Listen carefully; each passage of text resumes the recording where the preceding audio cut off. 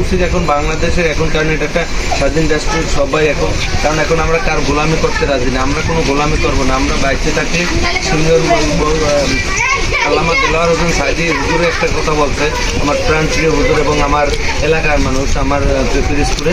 তো আমার হুজুর একটা কথা বলছে যে বাইচে থাকলে সিংহের মতন 1 মিনিট 1 সেকেন্ড বাইচে থাকো, 1000 বছর বিড়ালের মতন বাইচে থেকে কোনো লাভ নাই। ঠিক। তো আমরাও ভারতের সাথে লাগলে যুদ্ধ করবো ইনশাল্লাহ। ঠিক আছে, ইনশাল্লাহ। আমাদের অর্থ নাই, ইমানি শক্তি আছে। ঠিক। তো আমরাও যুদ্ধ করবো। তো আমরাও চাই যে ফারাক্কাবাদ বা আর যে বাঁধ আছে, যেখানেই বাঁধ আছে ইন্ডিয়ার, ওইখানেই আরেকটা বাঁধ হবে আর হচ্ছে উৎসাহ। তো এখন দেখেন ইন্ডিয়ার প্রতি এই 16 বছরে শুনি নাই যে বর্ডারে ইন্ডিয়ার কোনো লোককে গুলি করছে বা আটক করছে। তো আলহামদুলিল্লাহ এই স্বৈরাচার এই ফেসিক সরকার পতন হওয়ার পরে এই জিনিসগুলো শুনতে এসেছে। কারণ আগে শুনতাম খালি বাংলাদেশের লোক মারছে, পতাকা বৈঠক দিয়া নিয়ে। শুরু করছি পরম করুণাময় মহান আল্লাহ তাআলার নামে। তো যে যেখান থেকে ভিডিওটা দেখছেন অবশ্যই শেয়ার করে দিবেন। আজকে কিছু গুরুত্বপূর্ণ কথা নিয়ে আপনাদের মাঝে হাজির হলাম। দেশের মানুষ বর্তমানে ভালো নাই, সব জেলাতেই ভালো নাই। ম্যাক্সিমাম বেশি লক্ষ্মীপুর, নোয়াখালী, কুমিল্লা এই অঞ্চলের লোকগুলো বেশি ভালো নাই। পানির যে ভয়াবহতা, যা নাকি 40-45 বছরেও এরকমের পানি দেখে নাই। আজকে পানির এত পানি হওয়ার কারণ কি? এত পানি হওয়ার কারণ একটাই, এই আমাদের ভারত বলে যে বন্ধু আর কি। ঠিক আছে, সরকার থাকতে বলছে আমাদের বন্ধুরা আসতো, কেন দিয়ে রাখছে, আর তারা আমাদের খালি পানি দিতে আসে, এইটাই দিতে আসে, এছাড়া কিছুই না। না ভাই আমি তো শুনলাম যে নাকি তারা নাকি পানির যে বাত রয়েছে এটা নাকি তারা ছাড়ে নাই। কি ছাড়ে নাই? তারা দুইটা আগে তো ফারাক্কা বাদ ছাড়ছে, এখন আরো একটা বাদ ছিল, এটা 31 বছর পর ওই বাদটা ছাড়ছে আর কি। তারা মানে এই দুইটা বাদ মানে কোনো ছাড়াই। তো আমাদের মতে এখন আমাদের জনগণের উচিত এবং প্রবাসী ভাইরা যারা আছে সবাই আশা করি একমত, নেই ভিডিওটা অনেকগুলো ভিডিও দেখছি সবাই একমত, মানে যারা বিদেশি আছে তারাও অর্থ সহযোগিতা করবে। এটা এখন মানে আপনার প্রধান উপদেষ্টা ইউনূস স্যারকে আবেদন করছি, এটা সবাই মিলে আবেদন করা উচিত যে আমরা ফারাক্কাবাদের পাশে আর একটা বাদ আমরা যাতে ফারাক্কার ওটা যদি উঁচু হয় 5 হাত, আমরা দেবো 7 হাত। তো লাগলে জনগণ, আমরা সাধারণ জনগণের টাকা দিব। ভাই 18 মানুষে যদি ভাই 10 টাকা করিয়াও দেয় তাহলেও দেখেন অনেক টাকা। যদি আমাদের টাকায় যদি পদ্মা সেতু হইতে পারে, আমাদের টাকায় একটা ফারাক্কাবাদ হইতে পারবে। ঠিক আছে, কারণ এটা জনগণ আর প্রবাসী ভাইরাও এটা হেল্প পাবে। তো অবশ্যই আপনারা এই পানির এটা একটাই, এই ভারতে ইচ্ছাকৃতভাবে ভারত কোনোদিন বাংলাদেশের বন্ধু হয় নাই, হতে পারেও না। আর আপনারাও দেখছেন মানুষ কত কষ্টে আছে, কত আত্মনাতে আছে। ধরেন আমরা যে যেখানে বর্তমানে আছি আলহামদুলিল্লাহ ভালো আছি, শুধু রাস্তায় পানি। ঠিক আছে, আমাদের শুধু রাস্তায় পানি। তো অনেক জায়গায় আছে দেখলাম আর কি, ঘরের উপরে তুলতে চান্স মানুষ উপরে আছে আর কি। তো মানুষ খাইতে পারতেছে না, ঘুম কোথায় কি হয় উপর আল্লাহ তাআলাই জানে। তো মানুষের এত কষ্ট দেখলে মানে খুবই কষ্ট লাগে, আমার অন্তর থেকেই খুব কষ্ট লাগে। আমি মানে যদি পারতাম মানে তাদের এখানে চলে যেতে, তো আল্লাহ তাআলা সে ক্যাপাসিটি আমাকে দেয় নাই, যার কারণে এটা আমার সম্ভব হইতে আছে না। তো আমার সামান্য যতটুকু প্রয়োজন আমি অতটুকু আজকেও এক জায়গায় দিছি আলহামদুলিল্লাহ। তো আপনারাও যারা বিত্তবান আছেন, যারা প্রবাসী আছেন, অবশ্যই তারা যে এলাকায় মানে খুব ভয়াবহ যে এলাকায়, সেই এলাকায় অবশ্যই সবাই সহযোগিতা করবেন। আর এই পানির ভিতরে সবাই সবার জন্য দোয়া করবেন, আল্লাহ যেন অবশ্যই বাংলাদেশকে হেফাজত করে। কারণ এই এত পানি, এত ভয়াবহতা আমিও দেখি নেই। এই চিকেন শহরে এত পানি হচ্ছে আমিও দেখি নেই এত পানি। তো কারণ বৃষ্টি পড়ছে টানা, তাহলে পানি হয়েছে, জোয়ারে এত পানি, তো এটা হয় নাই। তো অবশ্যই এটা শুধু একমাত্র দোষ দিতে হবে ভারতকে। এখন আজকে হাইকমিশনে একটা বিবৃতি দেখলাম, তারা বলছে যে ফারাক্কাবাদের উপর থেকে ওদের স্পষ্ট দেখা যাচ্ছে তারা ভারতের গেট খুলে দিচ্ছে। তো অবশ্যই আমাদের উচিত এখন বাংলাদেশের এখন, কারণ এটা একটা স্বাধীন রাষ্ট্র, সবাই এখন, কারণ এখন আমরা কার গোলামি করতে রাজি না, আমরা কোনো গোলামি করবো না। আমরা বাইচে থাকলে সুন্দর আল্লামা দেলোয়ার হোসেন সাইদি হুজুরে একটা কথা বলছে, আমার প্রাণপ্রিয় হুজুর এবং আমার এলাকার মানুষ, আমার পিরিজপুরে।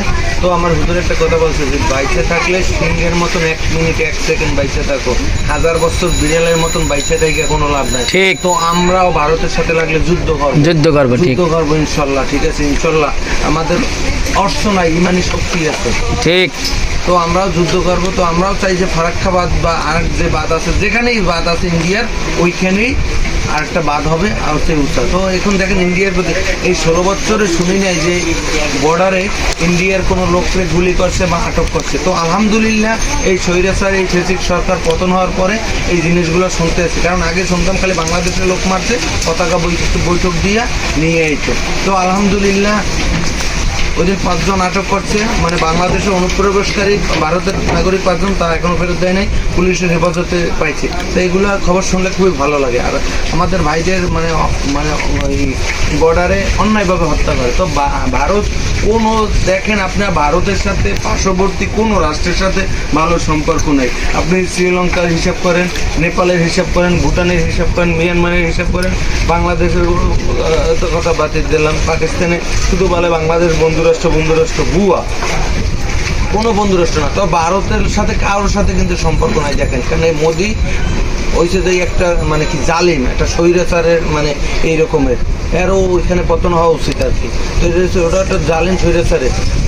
তো আমাদের এখন এখানে কি বাংলাদেশে হিন্দু মুসলিম এখন কি ওই ওই হিন্দুদেরও কি ক্ষতি হইতেছে না?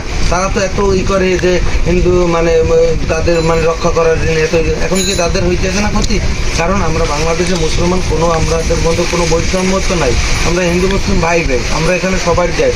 তো অবশ্যই আমার যতটুকু দেশের অধিকার, আমার একটা হিন্দু ভাইয়ের তারও এই দেশের অধিকার, কারণ আমার যেভাবে দেশ একটা হিন্দু ভাইয়েরও সেইভাবে দেশ।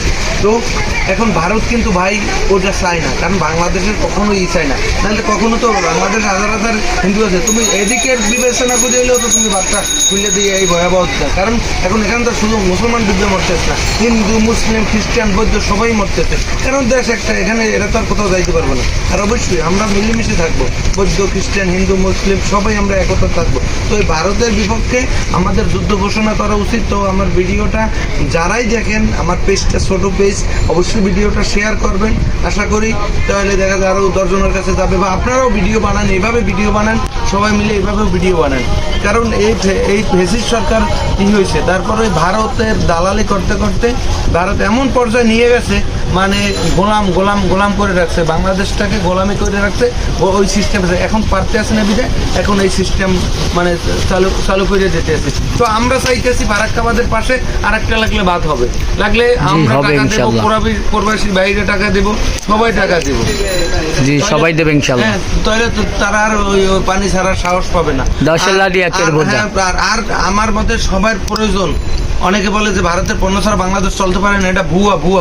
এটা ফেসিস সরকার স্বৈরাচার সরকার থাকতে এই কথাটা বিলিভ করা মানে একটু হইলেও যায়। তো এখন যায় না, কারণ এখন যান পিএইচ, আমরা পিএইচ ভারত থেকে আনতে হবে না, চায়না থেকে আনতে পারতেছি, পাকিস্তান থেকে আনতে পারতেছি, তারপর যুক্তরাষ্ট্র থেকে, বিভিন্ন রাষ্ট্র থেকে আনতে পারতেছি। তো আমরা 1 নম্বরে ভারতের পণ্য বর্জন করি। আমরা সবাই আজকে থেকে নিজের থেকে আমরা আল্লাহর কাছে করি যে এই কাঠি উঠি, আমরা কোনো ভারতীয় পণ্য ব্যবহার করব না, আমরা ভারতীয় পণ্য একবার সম্পূর্ণ বর্জন করব, যে যেখান থেকে আসেন। আপনি ভাই আপনার জায়গায় করেন, আপনি যদি চিন্তা করেন দূর আমি একটা সাবান অথবা একটা শ্যাম্পু একটা ফেয়ার অ্যান্ড লাভলি কিনলে কী হয়েছে, অন্য মানুষ না কেন করবে না ভাই, আপনি আপনার যোগ্যতা থেকে আপনার ক্ষমতা থেকে আপনি যদি একটা শ্যাম্পু কেনেন, আপনি বাংলাদেশি প্রোডাক্ট কেনেন, এবং দেখবেন বাংলাদেশি ভাইরাও ভারতের সাথে ভালো মানের মান উৎপাদন করবে। আর বাংলাদেশ বাইরের ব্যবসায়ী যারা বড় বড় শিল্পপতি তাদেরও দৃষ্টি আকর্ষণ করছি, আপনারাও গুণগত মান ভালো করেন, দেখেন অন্য জায়গার কোনো প্রোডাক্ট বাংলাদেশের লোকরা ইউজ করবে না। তো আমাদের ভারতের পণ্য বর্জন করা উচিত, ভারতের পণ্য ব্যবহারই করবো না, এই পণ্য নয় অন্য রাষ্ট্রের লাগলে আমরা পণ্য ব্যবহার করবো। তো আমরা ভারত ফুল পণ্য করি, তারপর দেখি তারা কোথার মানে আমদানি রপ্তানি করে, অন্য দেশে করুক, তারা এই দেশে এককালে সরিষা খাইছে এতদিন খাইছে, আরও খাইতে চেষ্টা করতেছে। তো আমরা রুখে দাঁড়াই। আর অবশ্যই ভিডিওটা শেয়ার করবেন, আর সবার জন্য ভাই দোয়া করবেন। আর আপনাদের যাদের ক্ষমতা আছে তারা অবশ্যই এই বন্যায় যারা ক্ষতিগ্রস্ত আছে, যারা অসহায় আছে, আজকে কয়েকটা ভিডিও দেখে আমার চোখের পানি পেরিয়ে গেছে আর কি, যে কত মানুষ মানে না খাইয়ে আছে, কত মানুষ পানির মধ্যে ভাসতে, কত গবাদি পশু মানে ভাইসা মারা গেছে আর কি, খুবই অনেক বাচ্চাও মারা গেছে, অনেক বাচ্চা মারা গেছে, শিশু বাচ্চারা মানে কত আর্তনাদ। তো অবশ্যই যারা আর্থিক আছেন আর যারা এই স্বৈরাচারের মানে ছিলেন তাদের তো কালো টাকা আছে, আপনারা যারা যাদের ব্যাংক মানে করে নাই, এটা টাকা উঠিয়ে ভাই আপনি এখানে করে না, তোমার মনটারে বুঝাইতে পারবেন যে না আমি অসহায়দের জন্য হইলে হবে, কেন টাকা খাইতে পারবেন না, আইজ খাইলে কট খাইবেন, কট খাওয়ার দরকার কি, আপনি বন্যার ক্ষতিগ্রস্তদের আপনি ভিতরে যারা আপনার এখানে আমলারা ছিলেন যারা হাজার হাজার কোটি টাকা মারছেন, যাদের বাসা এখনো রেট দিলে হাজার হাজার কোটি টাকা পায়, এখনো যাদের রেট দেয় নাই, যাদের ব্যাংক জব্দ করে নাই, এরা ভাই আপনাদেরকে বলতেছি, আপনারা এই বন্যার সহযোগিতা আছেন, আপনাদের টাকা আলো টাকা তো, আপনাদের টাকা তো খাইতে পারবেন না, হয় ফালাই দেবেন, নাহলে পুড়ে ফেলাইবেন, নাহলে যাইও বন্যা এদেরই। আর যাদের সামর্থ্য আছে এরাও সহযোগিতা করেন। তো ভিডিওটা এই পর্যন্তই। ভিডিওটা তৈরি করা হয়েছে এই ভারতের এই আগ্রাসনী, ভারতের এই শত্রুতার জন্য। ভারত বলে বন্ধু রাষ্ট্র, প্রচুর বন্ধু রাষ্ট্র, আর সেই শত্রুও ভালো ভাই, আর সেই শত্রুও ভালো। তো অবশ্যই ভিডিওটা শেয়ার করবেন, ভালো থাকবেন। এই পর্যন্তই আজকে, আল্লাহ হাফেজ।